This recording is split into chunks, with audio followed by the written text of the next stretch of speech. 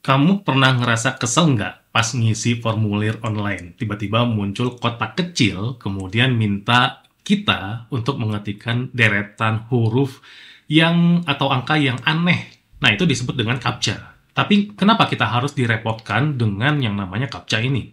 Yuk, kita bahas tentang CAPTCHA, kemudian kenapa CAPTCHA ini penting atau perlu, walaupun dia kadang-kadang bikin kita gergetan. Tonton video ini sampai dengan selesai.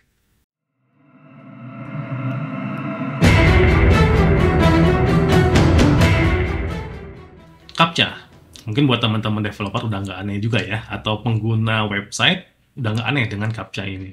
CAPTCHA ini merupakan singkatan dari Completely Automated Public Turing Test to Tell Computer and Human Apart. Panjang juga ya. Tapi sederhananya adalah CAPTCHA ini merupakan tes untuk membedakan manusia dengan komputer.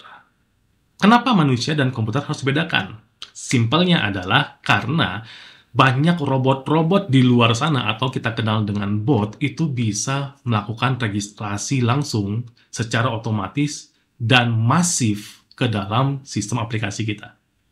Nah, untuk membedakan mana yang disebut bot atau robot, mana yang disebut dengan manusia atau human, nah digunakanlah yang namanya CAPTCHA.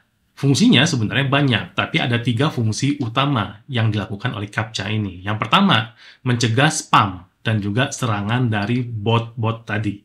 Kemudian yang kedua adalah melindungi akun pengguna. Kemudian yang ketiga adalah menjaga keamanan data kita.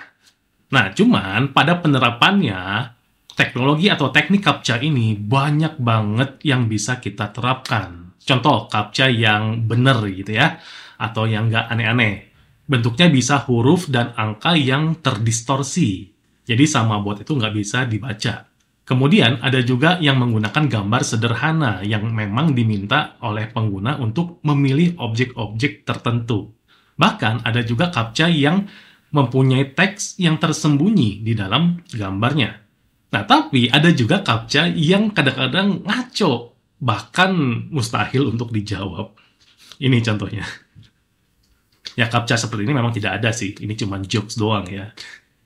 Tapi bayangin kalau misalkan ada CAPTCHA seperti ini, human pun kadang-kadang pusing untuk membacakannya.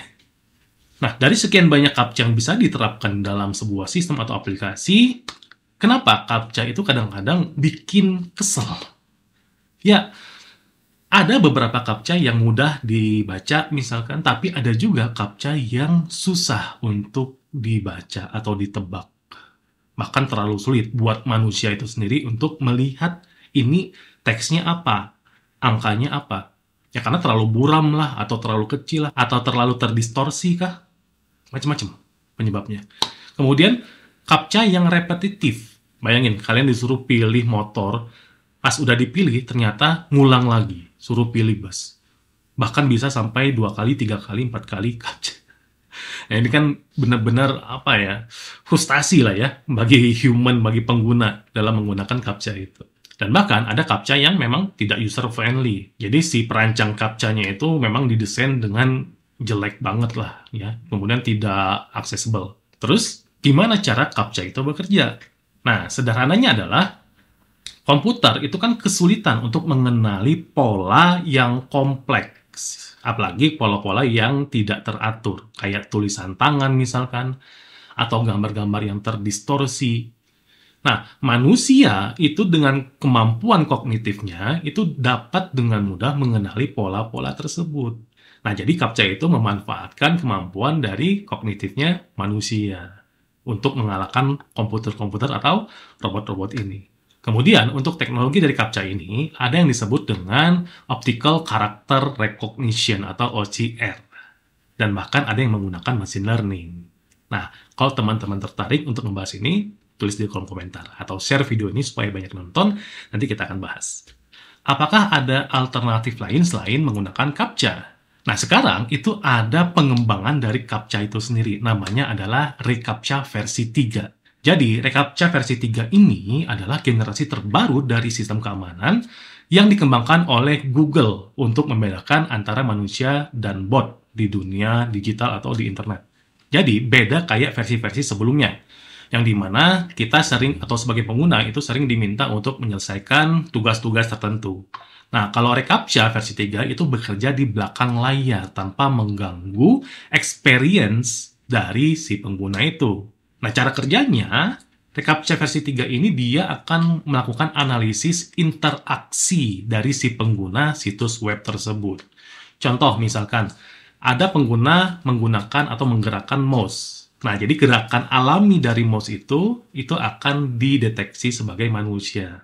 Tapi kalau terlalu sempurna gerakannya, itu juga bisa dianggap sebagai bot.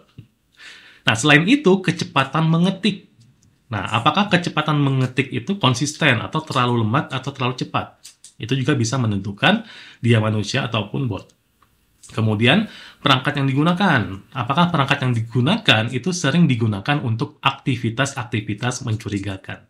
Bahkan reCAPTCHA versi 3 juga dapat menganalisis informasi lain, kayak misalkan lokasi geografis kita di mana, alamat IP yang digunakan, dan referral yang lainnya. Nah, dengan kata lain, reCAPTCHA versi 3 ini, dia menganalisis perilaku pengguna secara diam-diam. Ngeri nggak? Tapi bisa lebih aman. Nah, itulah penjelasan tentang CAPTCHA. Gimana menurut kalian? Apakah ada yang punya pengalaman unik dengan penggunaan CAPTCHA ini? Ya, tulis di kolom komentar. Jadi, kalau kita ambil secara kesimpulan, CAPTCHA ini memang penting banget untuk keamanan pengguna, untuk bekerja atau beraktivitas secara online. Tapi, harus ada pengembangan lebih lanjut agar kita sebagai pengguna itu nggak direpotin sama CAPTCHA-CAPTCHA yang ngaco tadi yang saya bilang. So, semoga video ini bermanfaat buat kalian ya. Jangan lupa like, comment, share video ini, dan juga subscribe untuk video-video menarik lainnya. Sampai jumpa di video berikutnya. Tetap sehat, keep secure. Assalamualaikum warahmatullahi wabarakatuh.